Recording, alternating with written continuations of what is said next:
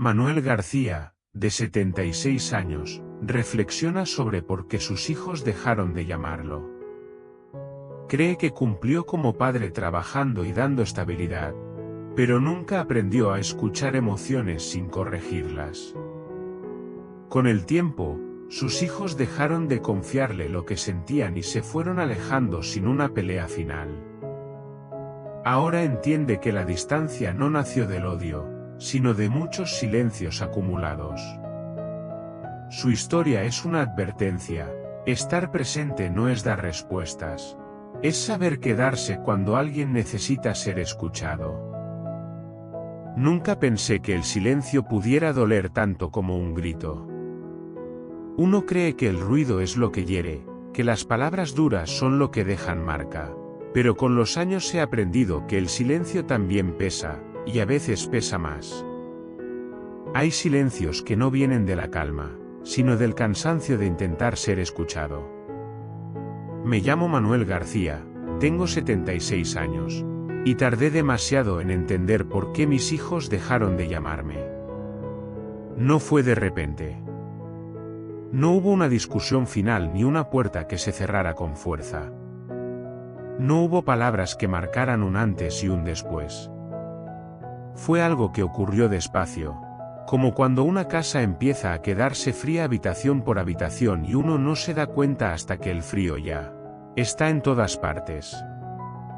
Durante mucho tiempo pensé que la distancia era normal, que cada quien hace su vida, que los hijos crecen y se van, y que eso es parte del orden natural de las cosas.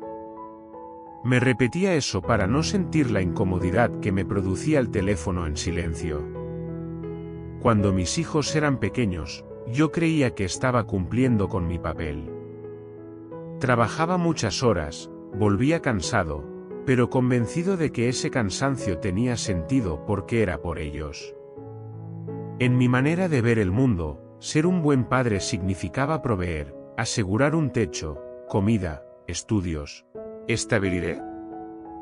Yo no crecí en una casa donde se hablaran mucho las emociones, así que nunca pensé que eso fuera una carencia. Pensaba que el cariño se demostraba con responsabilidad, con presencia física, con estar ahí aunque no supiera muy bien cómo estar. Llegaba a casa tarde, a veces con la cabeza llena de problemas del trabajo. Preguntaba cómo les había ido en el día, escuchaba una respuesta rápida y asentía, ya pensando en lo que tenía que hacer al día siguiente. No lo hacía por desprecio, lo hacía por inercia. Me parecía normal estar cansado, normal no tener paciencia, normal no detenerme demasiado en conversaciones que no parecían urgentes. En ese momento, nada de eso me parecía grave. Yo tenía ideas muy claras sobre cómo debía comportarse una familia. Había normas, horarios, expectativas.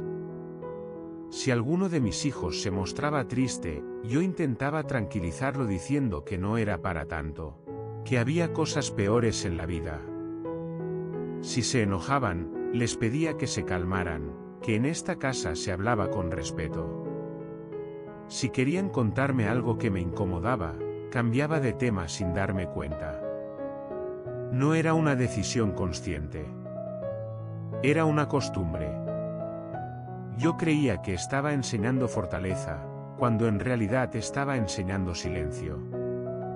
Ahora, con la distancia de los años, recuerdo escenas pequeñas que en su momento me parecieron insignificantes.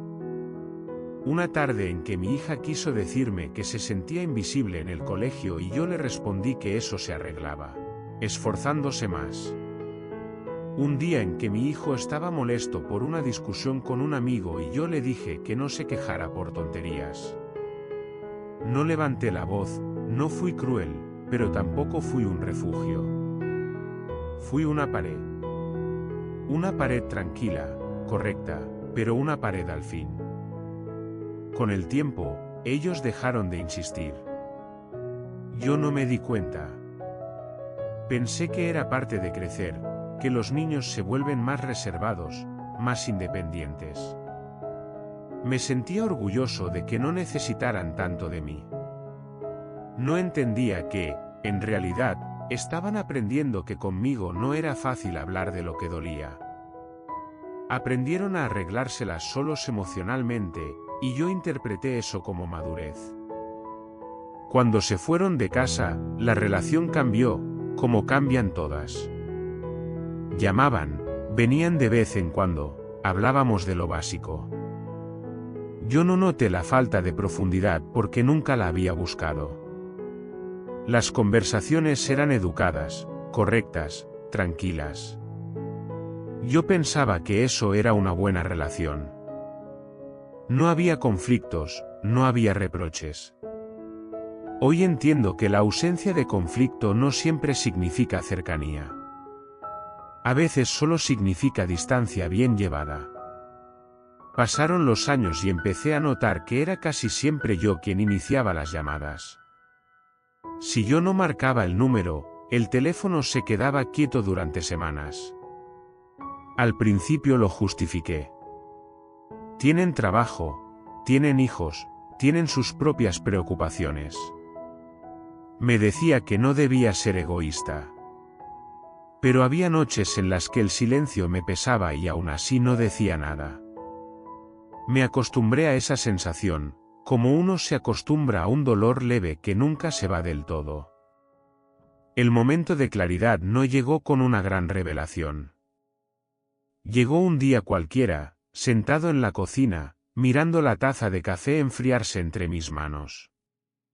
Recordé una conversación de hacía muchos años, cuando mi hijo me dijo que sentía que nunca era suficiente para mí. Yo le respondí que solo quería que fuera mejor, que los padres siempre esperan más de sus hijos. En ese momento creí que lo estaba motivando. Ese día entendí que quizás lo estaba cansando. Empecé a revisar mi pasado con otros ojos. Me di cuenta de que en mi casa se hablaba mucho de deberes, de responsabilidades, de lo que estaba bien o mal, pero poco de miedos, de dudas, de tristezas. Yo no supe crear un espacio donde mis hijos se sintieran seguros para mostrarse frágiles. No supe escuchar sin corregir. No supe acompañar sin dar lecciones. Creí que ser padre era tener respuestas, cuando muchas veces solo hacía falta tener oídos. No me dejaron de llamar porque no me quisieran. Esa fue una de las comprensiones más duras.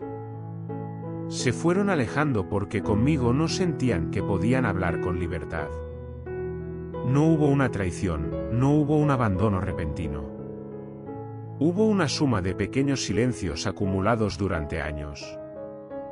La distancia creció de manera silenciosa, como una grieta que se abre poco a poco en una pared hasta que un día ya no se puede ignorar. He pensado muchas veces en qué habría hecho distinto si lo hubiera entendido antes. Me habría sentado más tiempo a escuchar sin interrumpir. Habría aceptado que mis hijos se sintieran mal sin intentar convencerlos de que no debían sentirse así. Habría dicho menos tienes que y más entiendo.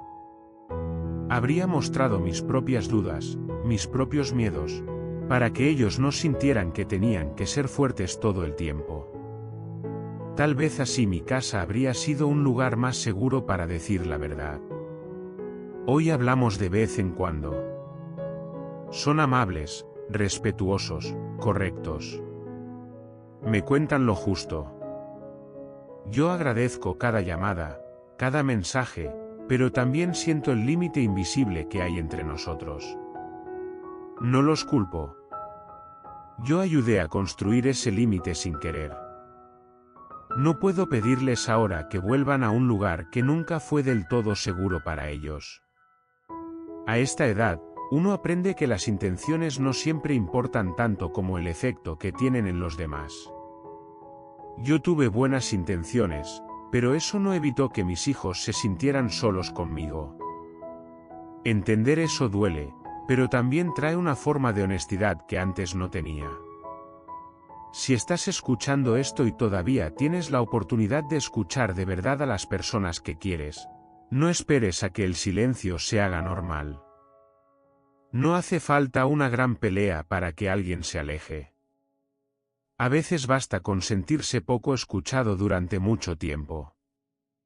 Pregunta cómo se sienten y quédate ahí, incluso cuando no sepas qué decir.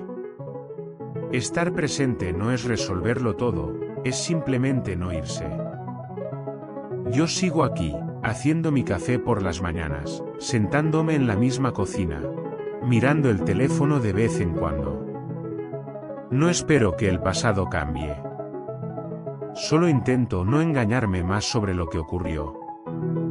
Entendí tarde por qué mis hijos dejaron de llamar, y aunque esa comprensión no repara lo perdido, al menos me permite decir la verdad sin adornos. A veces, cuando ya no se puede volver atrás, la honestidad es lo único que nos queda para seguir adelante.